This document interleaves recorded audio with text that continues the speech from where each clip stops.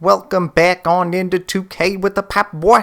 And we are back on these gameplay sliders. I had to go deep into my dungeon. I've been in the lab hammering away at these things because there's still more problems with the default gameplay that need to be fixed. So of course, as usual, I've been testing them probably too thoroughly. So by the end of this video, we'll have one more problem solved and the gameplay will be just that much more realistic and enjoyable for us. So let's get on down to it.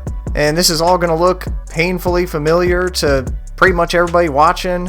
It's the bump steal. Just way too many ball handlers dribbling the ball off the defender's leg, off his foot, off his arm. I'm pretty sure I've seen a few off the defender's ass. Whatever the case may be, it's just so unrealistic to have the ball be knocked free like this from NBA players. Okay, these aren't sixth graders. They're the best in the world. I'm pretty damn sure they're good enough to avoid doing this most of the time. Okay, and it's not like this is some great job by the defender. Okay, the defender's not doing anything special. It's not like the defense is doing anything to cause this. And it's not like the ball handler's doing something crazy, being over aggressive, dribbling into huge traffic, trying to split a tiny gap between two defenders, trying to force something that's not really there, something like that. This is happening way too much when you're just going through the normal motions of playing basketball. I don't know. I mean, look at this shit here. This is just not stuff that you see very often at all in actual NBA games. But we know this happens all the damn time in a 2K game. Bottom line, the players should be better than this. They are better than this. In reality, just not in 2K. And I tested to see if it was linked to ratings at all. Like if the problem would improve with better players. And it really didn't. So it's really not even a skill or a ratings thing. It's just a game being unrealistic thing. But it should not happen all the time like this. Look at that, going back and forth. Look how goofy that looks.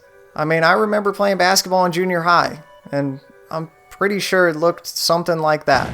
Okay, so clearly this is something we gotta fix. So what we need to do, we really just need to adjust two sliders. And the first one, the biggest one, is going to be this ball security slider here. Okay, and then we're also going to come down here to the attributes category and do a minor adjustment to the ball handling slider. So of course, we're going to want to increase these two sliders, but we have to be careful, okay? I tested a lot to find the proper balance. Hey, we still have to have it so there's consequences for the ball handler if he gets overly aggressive, if he tries something that he shouldn't try, if he dribbles into too much traffic, if he tries to force something. Okay, these are situations where the ball really should be knocked loose sometimes. So we don't want to take that out of the gameplay. Okay, and with my settings, after you use my adjustments, basically the majority of the time when the ball should get knocked free, it still will, but when it shouldn't get knocked free, most of the time it won't.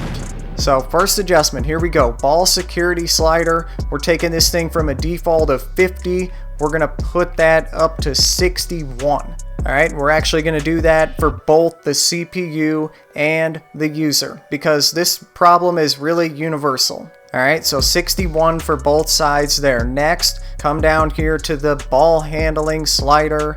We're on the user right now. We're going to take this one up from the default of 50 on up to 55. And this one will be a little different for the CPU because just testing ball handling in general in 2K19, what I've found consistently is that the CPU's ball handling abilities are just slightly, and not very much, just slightly better than the user's ball handling capabilities. So that's why we're only going to take the CPUs up from 50 to 53. If you play on All-Star, Superstar, Hall of Fame, I would leave them exactly how you just saw them. If you play quite a bit and you're looking for that little bit of an extra challenge, for that case, for the ball security slider, we're just going to add 2 to the CPU side, so take it up to 63, and then subtract 2 from the user side down to 59. So we got 59, 63, and then also we want to come down here, back down here to the ball handling slider. And then what we're going to want to do here is just take the user's ball handling down one single notch down from 55 to 54. And then we're going to come to the CPU side and add 2 and take theirs from 53 to 55. So if you play on Rookie or Pro, it's really easy. We're going to do just the opposite of what we did for the extra challenging set. So for the CPU, we're going to be taking down 2 to 59. For the user, adding 2 to 63. So it's just the opposite there. And then we're going to do the same exact thing to the ball handling slider. We're going to be taking 1 away from the CPU, so taking it down from 53 to 52, and then adding 2 to the user from 55 to 57.